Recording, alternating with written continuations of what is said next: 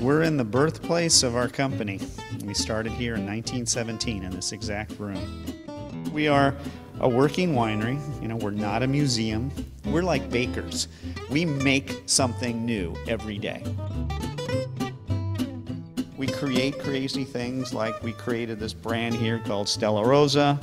It was born here. This was born in this wine shop 14 years ago.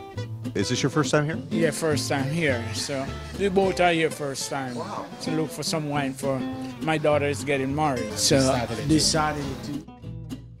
This Saturday? Oh my goodness, are you nervous? A little bit. All of these choices, how are you going to make your selection for the wedding? We already make our selection. What's that going to be? Stella Rosa. Stella Rosa. The Stella Rosa. So every morning we try to think out of the box. What's going on today? And what can we do differently as a company? And I think that's one of the secrets to our successes here as this 100-year company, in that we're constantly evolving. Tell us about the family, your third generation. Mom and dad, they're still alive and active, 95 and 94 years old. Mom, her name Madalena, she's quite a pioneer, and she felt that how we need to keep motivating and creating a clientele is around food. My mom was a foodie, always a foodie. We ate like kings at home. Mom thought, you know what, I think we need to start, let's integrate some food into this winery. And so we became the first winery with a restaurant in the country. We've never had a menu. There's nothing to read.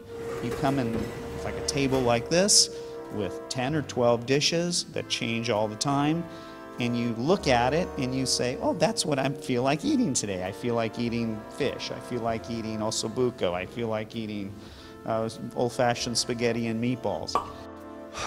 These are 3,000 barrels of wine, aging from 12 to 18 months. If only I had a straw.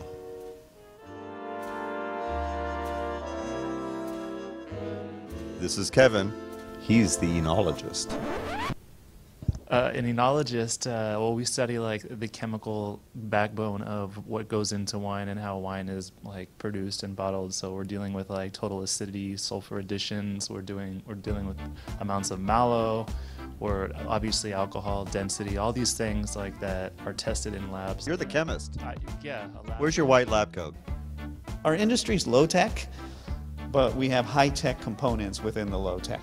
Yeah, and you strive for consistency because your customers are people that have been buying this and expect the same thing every single time. And I kind of just learned as I went. I mean, I started as a harvest worker, so I was doing, you know, Wow. punch downs and pump overs, and then just kind of wiggled my way into the lab. And I went to school for math. I studied mathematics, so I mean, it's always something that's been interesting to me. So as soon as I found my way into the lab, I kind of knew that was my niche. It's wine by numbers, you know.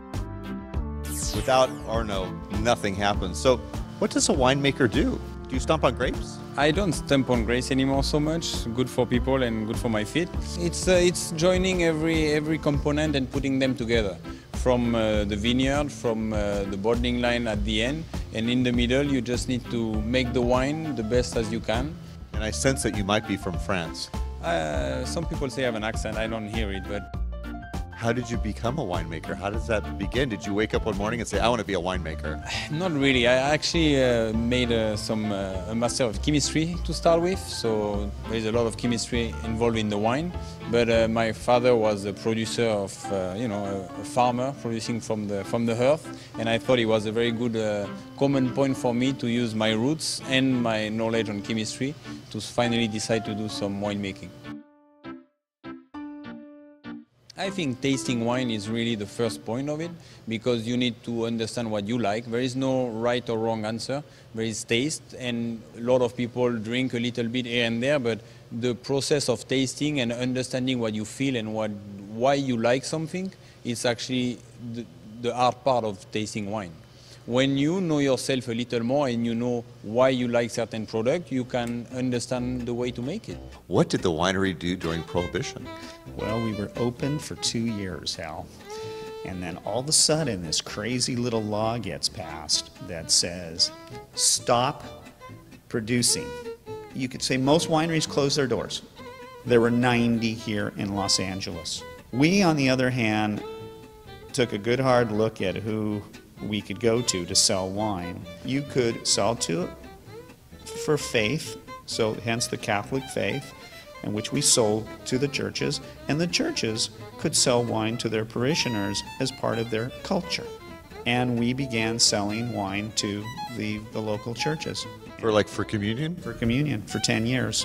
So it's what kept our doors open. It's probably the only reason we're still alive today. And we say hallelujah, because it was a crazy way to sell wine, but it's called innovation.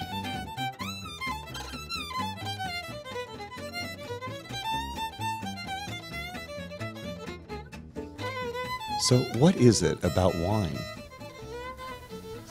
It makes you creative. Certain things in life make you crazy. Wine makes you creative. Wine, it's sharing, it's spending time with friends, food, wine, all of these go together, family. So this is not just a product to consume, this is a way of spending your time and enjoying the time with people around you. The part of the great success stories in our industry, from all of the great vintners from around the world, and you look at them and you look at their successes and why. Yes, the question, why did they do what they did? It's because they got creative.